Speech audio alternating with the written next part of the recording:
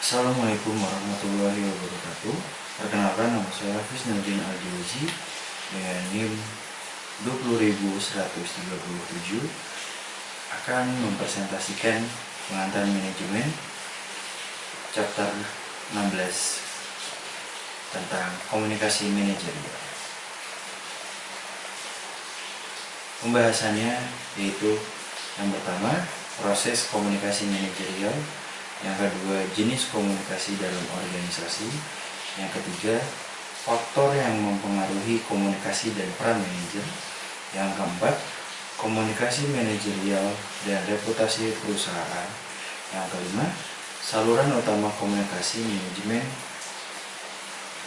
adalah berbicara, mendengarkan, dan membaca dan menulis. Oke, kita langsung saja ke pembahasan yang pertama.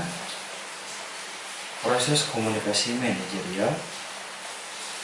Komunikasi antar pribadi memungkinkan karyawan di semua tingkatan organisasi untuk berinteraksi dengan orang lain untuk mengamankan hasil yang diinginkan, untuk meminta atau memperluas bantuan, dan untuk memperkuat desain formal organisasi, tetapi juga tujuan yang lebih besar untuk meningkatkan kualitas dan efektivitas organisasi. Ada juga encoding dan decoding, yaitu dua aspek penting, dan model ini adalah pengkodean dan decoding. Pengkodean adalah proses di mana individu yang mulai komunikasi menerjemahkan ide-ide mereka dalam seperangkat simbol bahasa yang sistematis, baik tertulis maupun lisan. Lanjut ke pembahasan yang kedua, yaitu jenis komunikasi dalam organisasi. Yang pertama ada komunikasi lisan, yang terdiri dari semua pesan atau pertukaran informasi yang diucapkan, dan ini adalah jenis komunikasi yang paling umum. Nah, yang kedua ada komunikasi tertulis. Ini termasuk email, teks, surat, laporan manual, dan penjelasan laporan pada pencatatan tempel. Meskipun manajer lebih memilih komunikasi lisan karena efisiensi dan kesegarannya meningkatkan, komunikasi elektronik tidak dapat disangkal. Yang ketiga ada komunikasi nonverbal. Ada juga transformasi informasi tanpa berbicara atau menulis. Beberapa contohnya adalah hal-hal seperti lampu lalu lintas dan sirene, serta hal-hal seperti ukuran dan penempatan kantor yang berkonotasi sesuatu atau seseorang yang penting. Oke, mari kita lanjut ke slide berikutnya, yaitu pengaruh utama komunikasi interpersonal. Pengaruh utama komunikasi interpersonal itu dipengaruhi, yang pertama, pengaruh sosial. Komunikasi adalah proses sosial karena dibutuhkan setidaknya dua orang untuk memiliki satu episode komunikasi. Ada berbagai pengaruh sosial yang dapat mempengaruhi keakuratan pesan yang dimaksud. Yang kedua ada keterlibatan interaksi.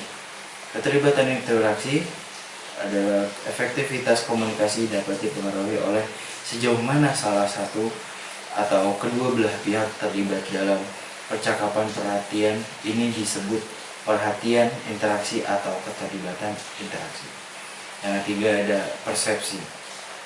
Komunikasi yang sangat dipengaruhi oleh proses perspektual, sejauh mana seorang karyawan secara akurat menerima instruksi pekerjaan dari seorang manajer, dapat dipengaruhi oleh persepsinya tentang manajer. Yang keempat adalah desain organisasi. Proses komunikasi juga dapat dipengaruhi oleh desain organisasi, sering melibatkan untuk mendesentralisasi organisasi, karena itu akan mempengaruhi pada struktur yang terpartisipatif dan mengarah pada komunikasi yang lebih baik dalam organisasi.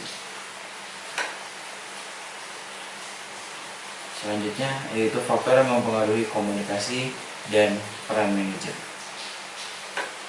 Ada 3 peran, yaitu peran interpersonal, peran informasi, peran pengambilan informasi.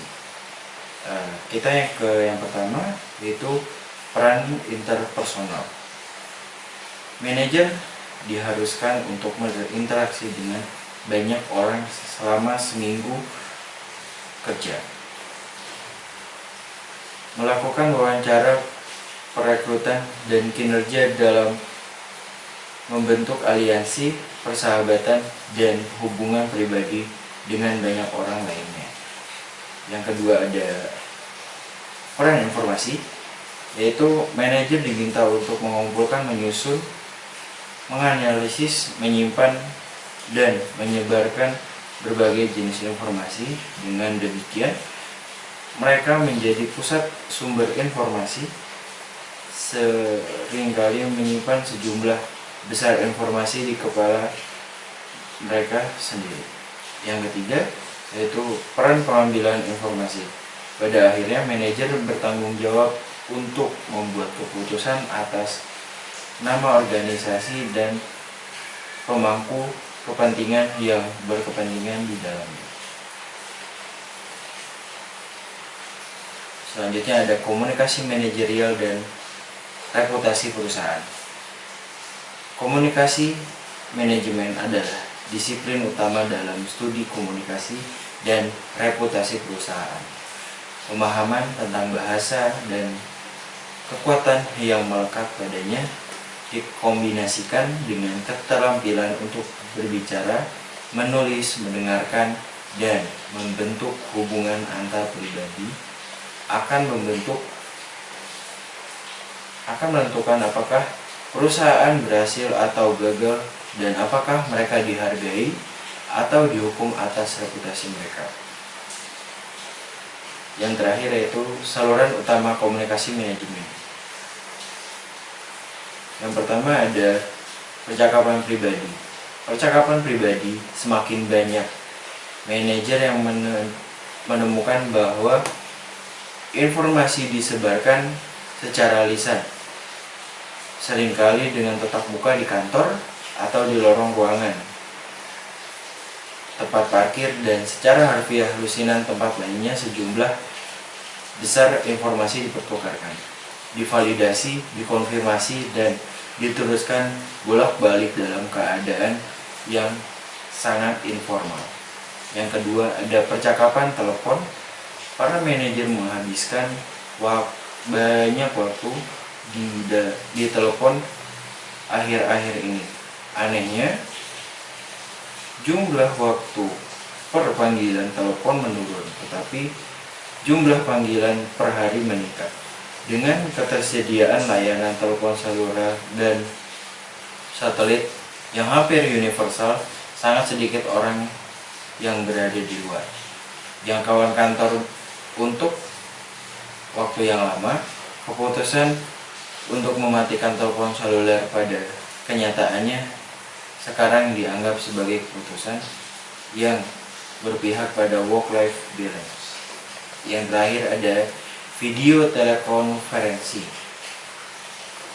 Menjembatani zona waktu serta budaya. Fasilitas konferensi video membuat percakapan langsung dengan karyawan, kolega, pelanggan, dan mitra bisnis di seluruh negara atau di seluruh dunia menjadi masalah sederhana.